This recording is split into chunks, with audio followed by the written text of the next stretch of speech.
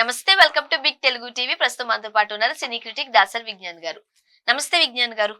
ప్రస్తుతం ఎక్కడ చూసినా ఎక్కడ విన్నా చిరంజీవి గారు మాట్లాడిన వ్యాఖ్యలే ప్రతి ఒక్కరూ చర్చించుకుంటున్నారు.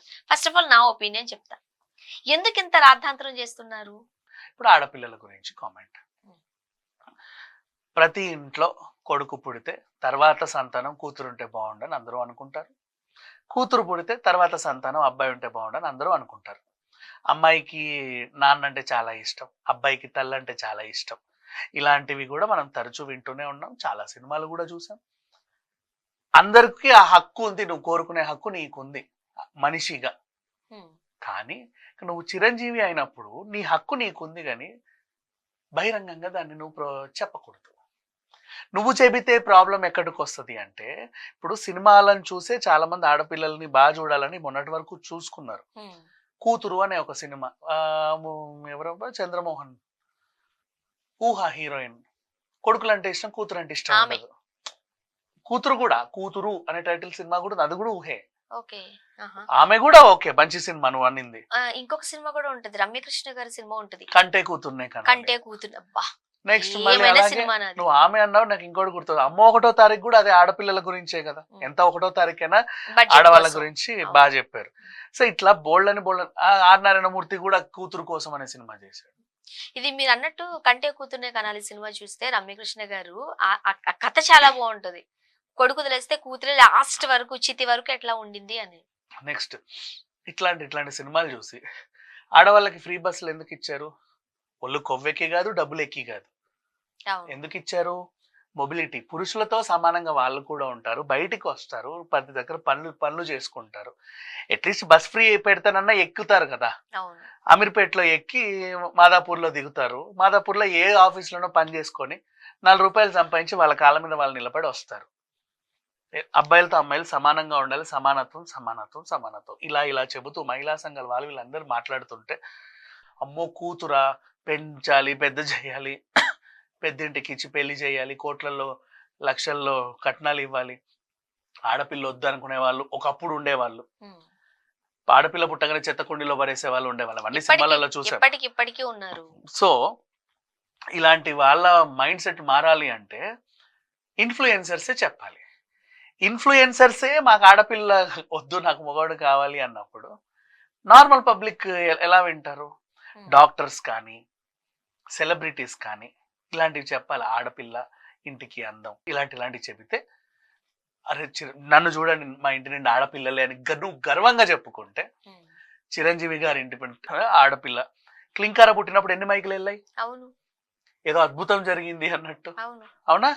అట్లా దాన్ని కూడా నువ్వు గొప్పగా చెబితే, క్లింకార వల్ల మా ఇంటికి దేవత వచ్చినట్టుంది, మా ఇంట్లో అమ్మవారే ఉంది, ఆడపిల్ల మాకు చాలా అదృష్టం, క్లింకార పేరు మీద ఇంకో ప్రొడక్షన్ హౌస్ పెడుతున్నాం, లేదో రెస్టారెంట్ పెడుతున్నాం, మా కోడలు ఉపాసన ఆడదై ఉండి మొత్తం సంస్థానం అంతా చూసుకుంటుంది, ఆడోళ్ళు ఒక శక్తి, అది ఇది ఎన్నో చెప్పు. నువ్వు నాకు ఆడపిల్లే వద్దు అనుకున్నాను, మా అబ్బాయి పుడితే బాగుండు, నాకు భయం వేసింది మళ్ళీ ఎక్కడ ఆడపిల్లని కంటాడేమోనని.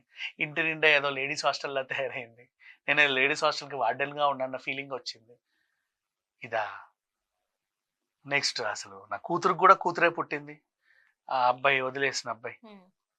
నెక్స్ట్ ఇంకో తర్వాత చేసుకున్న అబ్బాయికి కూడా కూతురే పుట్టింది, తెలిసిందేగా. సో ఇట్లా ఉన్నాం. నీ ఇంట్లోనూ ఆడపిల్లలు ఉన్నారు, చరణ్ కూడా ఆడపిల్ల పుట్టింది, సంతోషంగా ఫీల్ అవ్వు, హ్యాపీగా ఫీల్ అవ్వు.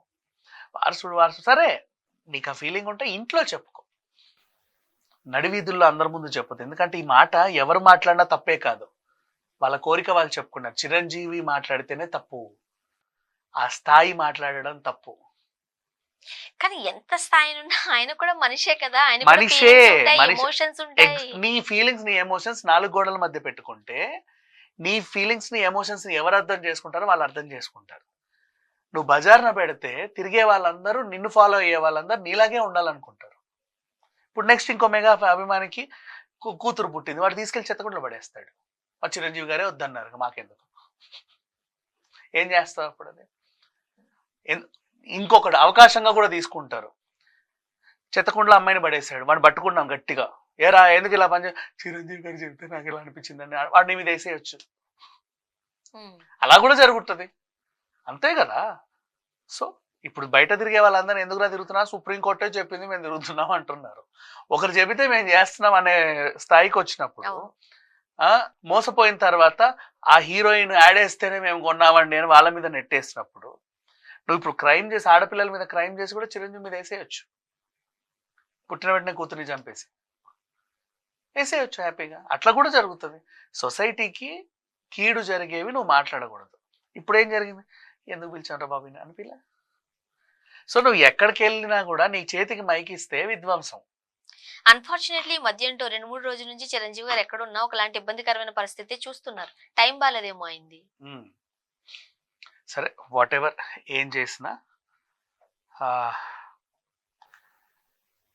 నోరు మంచిదైతే ఊరు మంచిది అవుతుంది అనే టాపిక్ విన్నాం కదా మనం ఇంతకు ముందు కూడా. ఎవ్వరు ఏ సెలబ్రిటీలు అయినా సరే మైక్ ఇస్తే మీరు బాగుండండి బాగుండండి అనే మాట్లాడతారు. జూనియర్ ఎన్టీఆర్కి మైక్ ఇవ్వు, ఏమంటాడు?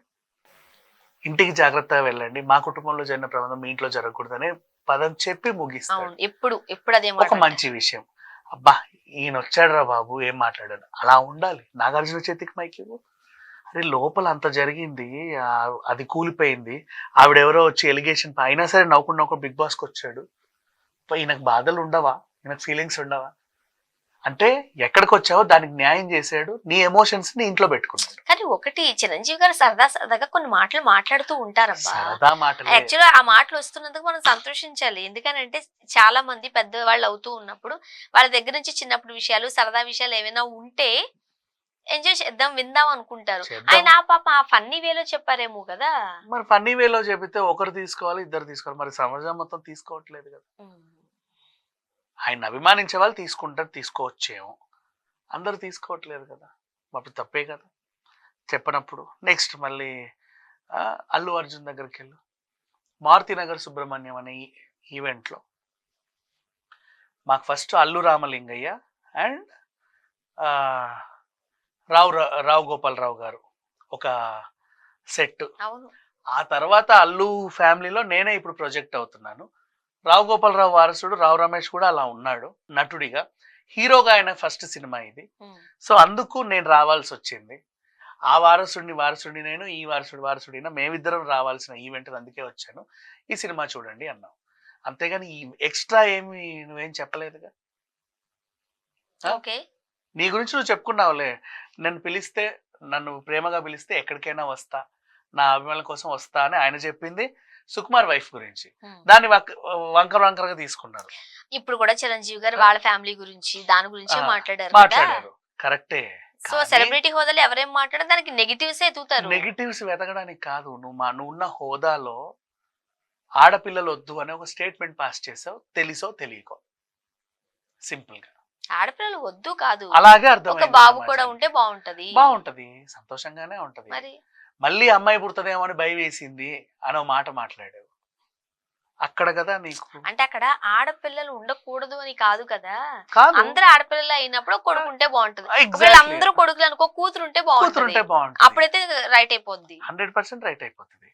ఉంటే బాగుండనే కోరిక అందరికీ ఉండొచ్చు. నీకు కొడుకున్నాడు కాబట్టి హ్యాపీగానే ఫీల్ అవ్వు, తప్పేం లేదు. చిరంజీవి హోదాలో ఉన్నప్పుడు అలా మాట్లాడకూడదు సమాజానికి, అది తప్పు. చూద్దాం. Thank you so much.